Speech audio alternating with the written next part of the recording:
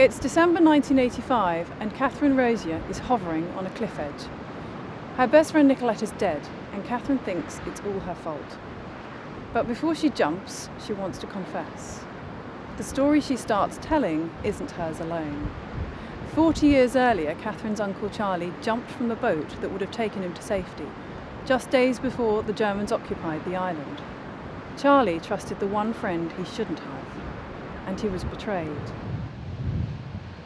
The Book of Lies is set in Guernsey, which is where I grew up, and it's still a place that I call home. The character and story of Catherine Rosier was loosely inspired by my own teenage diaries, which I'd rediscovered when I was tidying up my bedroom. I was embarrassed to read my tragicomic teenage rantings, but it reminded me of how fraught that whole period was. I remember vividly how I fought tooth and nail to make certain girls my best friend, and the pointless crushes I had on boys who wouldn't even look my way. But what I remembered most clearly of all was how important all of this felt at the time. It was deadly serious stuff. Catherine Rosier might be top of the class in school, but she's underpopular and overweight. She almost doesn't care until she's befriended by the gorgeous Nicolette. Their friendship isn't equal though, and very soon turns nasty. Very nasty.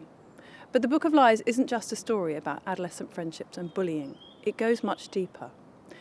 The story of Catherine and Nicolette is intercut with the story of Catherine's uncle Charlie and what happened to him in Guernsey during the Second World War. In the book, the past continually interrupts the present, and there is even the sense it might just predict it. The Book of Lies is about history and how it is written, revised and rewritten, and in Guernsey the history is imprinted on the landscape. All along the coast are these towers and concrete bunkers, and I was drawn to them especially as a teenager. I think because they were so forbidding and imposing, and perhaps because they were the one place us kids could go and not be seen.